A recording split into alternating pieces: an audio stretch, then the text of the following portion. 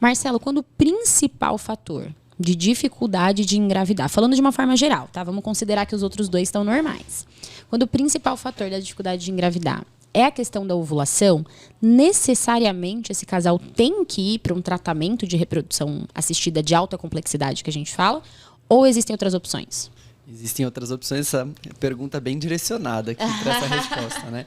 Mas eu acho que a gente, quando vai falar em tratamentos, a gente tem que dividir exatamente em tratamentos considerados de alta complexidade, que aí entra realmente a fertilização in vitro, e tratamentos de baixa complexidade, que aí entra o coito programado, o namoro programado, como você quiser chamar, e a inseminação intrauterina. Para os tratamentos de baixa complexidade, a grande diferença em relação aos tratamentos de alta complexidade é que a fertilização mesmo, a união do espermatozoide com o óvulo, acontece dentro do organismo da mulher.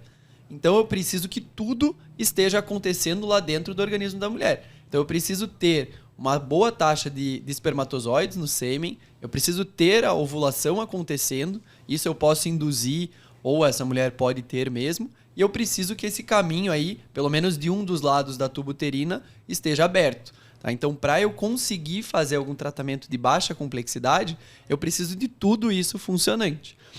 Eles são muito indicados mesmo, principalmente nos casos em que o único problema é a ovulação. Porque a ovulação de todos esses aí, talvez seja um dos fatores mais fáceis de a gente controlar. Por exemplo, numa mulher que tem ovário policístico, por exemplo, que seria talvez uma das principais causas de infertilidade na mulher. Nessas situações, a gente pode usar algumas medicações, às vezes até medicação via oral, e a gente consegue estimular a ovulação dessa mulher, e ela ovulando, com a tuba uterina aberta ali, com um bom sêmen, esse sêmen consegue encontrar o óvulo que agora a gente induziu, e consegue formar o embrião, esse embrião consegue se implantar adequadamente, né? Mas em outras situações, quando, por exemplo, eu não tenho um sêmen com uma alta concentração, ou quando eu tenho obstrução nas tubas uterinas dos dois lados, aí eu já não posso fazer esse tipo de tratamento. Porque mesmo que eu estimule a ovulação, que essa mulher esteja ovulando, o espermatozoide não vai conseguir encontrar o óvulo dentro do organismo dela. Então a gente tem que fazer isso externamente, né? Que aí entram realmente os tratamentos de alta complexidade. E é legal a gente falar isso, porque eu não sei se vocês têm essa impressão, mas muitas pacientes deixam de procurar o profissional especializado, porque elas acham que isso é um atestado de que não vai engravidar de forma não necessariamente espontânea, mas que vai precisar ir para alta complexidade. E a gente tem esses outros tratamentos para oferecer. E falando do coito programado e da inseminação, só para elas entenderem de forma técnica como é. Tá. Só um adendo assim do que você falou. Eu acho que muita gente tem até medo de entrar numa clínica de fertilização, porque acho que de uma clínica de reprodução, né, numa clínica de fertilidade, porque acho que elas vão entrar ali e da porta para frente vai ser a indicação de fertilização in vitro. E não é isso que a gente faz. Não é isso. De jeito nenhum. A gente precisa investigar alguns casos, obviamente, que a gente vai ter que indicar uma fertilização in vitro. Mas não é sempre isso, né? E de forma geral, a gente faz de tudo para fugir da fertilização in vitro, Era né? exatamente o que eu ia falar. Eu acho que é importante as pessoas entenderem que o que a gente quer é trazer a gravidez pro natural, né? O mais natural possível. Óbvio, tem casos que é impossível mesmo. Impossível, acho que é a palavra. Mas ou muito difícil. Ou muito difícil. Mas, no geral, a gente tenta sempre, né, diminuir a complexidade. Por isso que a avaliação masculina é importante. Isso. E é importante dizer que sempre é a decisão do casal. Exato. Quando a gente vai... e aí, a gente vê muito isso em análise genética, mas é sempre decisão do casal. Por mais que às vezes você fale assim, olha, pode fazer uma inseminação, e você indica a inseminação, tem casal que já chega querendo fazer fertilização. Com certeza. Então, O que não é errado, né? O nosso papel é trazer informação. É jogar todas as informações para ele de forma organizada, que ele entenda, para que ele tome a decisão correta baseada nas informações, sem nenhum viés onde você está querendo induzir ele a alguma coisa. O nosso papel como médico é abrir as cartas e o papel do paciente é escolher a carta que ele vai escolher ali, né? Exatamente. É a decisão compartilhada, né? Exatamente. Exatamente. E, obviamente, indicar do mais simples para o mais complexo. Entrando, então, na resposta do que você tinha falado ali, diferenciando as duas possibilidades de tratamentos de baixa complexidade. A gente tem o coito programado e a inseminação intrauterina. Nos 2 casos, a gente vai fazer uma estimulação da ovulação e aqui eu quero fazer uma estimulação, vamos dizer, leve. Né? Pode ser com medicação oral, pode ser com medicação injetável, mas a minha ideia é que essa mulher ovule em torno de 1, 2, talvez no máximo 3 óvulos, porque eu não vou ter um controle de quantos embriões vão ser formados. Isso tudo vai acontecer dentro do organismo dela. E depois de estimular a ovulação, a gente faz um acompanhamento com ultrassom. E o que vai mudar entre o coito programado e a inseminação intrauterina é no momento da fertilização.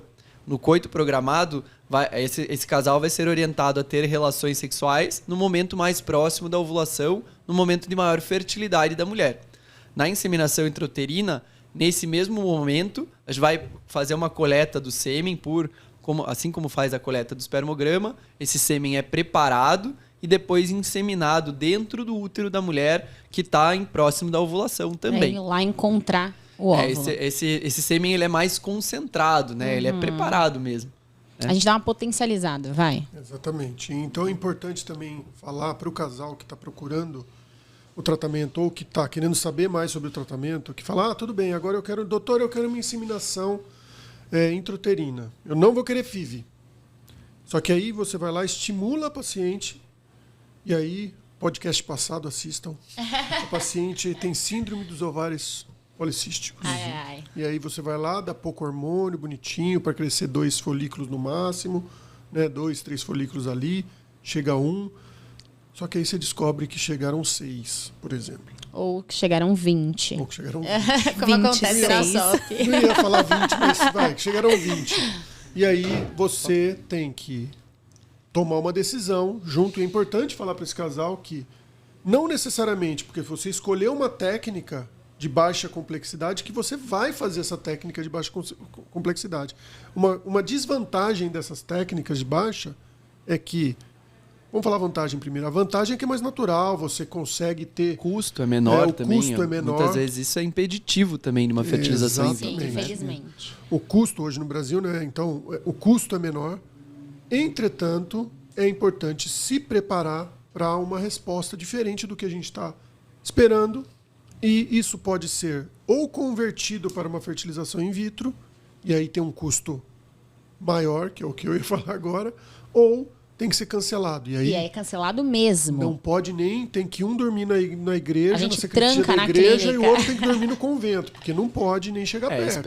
Explicando um pouco, né? O risco aqui são que esses 6 ou 20 óvulos aqui nesses Ovulem. 2 exemplos ovulem e formem 6 embriões, 6 bebês. E aí, Isso, realmente, se a gente tiver uma gestação de múltipla, aí 5, 6 bebês, o risco dessa gestação é muito alto. Risco de prematuridade, risco aí de problemas gestacionais mesmo. E por isso a importância de você que está aí ouvindo, assistindo a gente, não começar a tomar uma medicação que leu na internet, que a amiga tomou. Garrafada. O famoso Comid, aí que muita gente toma. Não é uma medicação para todo mundo, não é indicado para todo mundo e tem que ser visto muito de pertinho. Eu brinco que a baixa complexidade de baixa não tem nada, né? Exatamente. Pra gente é muito mais preocupante complexo, e mais complexo É fazer porque a gente esse não tem o tratamento. controle, né? Exato. É muito menos controle do que quando a gente Exato. faz uma estimulação Com para certeza. FIV, né? Eu tenho um professor que ele costumava dizer que a estimulação ela não é como uma direção de carro, que você vira e ela vai na direção certinha. É como se fosse uma direção de um navio, que você vira e quando você quer voltar, você não consegue mais voltar.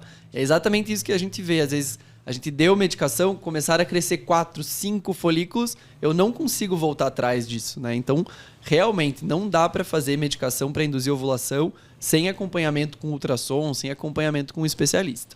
E aí eu acho que ficou bem claro que também não dá para fazer esse tipo de tratamento em pacientes que o espermatozoide ou tem uma quantidade muito pequena ou ele não caminha muito bem, porque não adianta nada a gente fazer ela ovular se o espermatozoide não chega. Ou ele tem a forma alterada, né? Exato. E também não adianta nada a gente fazer ela ovular se o caminho tá fechado. Então não é para todo mundo. Muitas pacientes, não, mas eu quero fazer inseminação.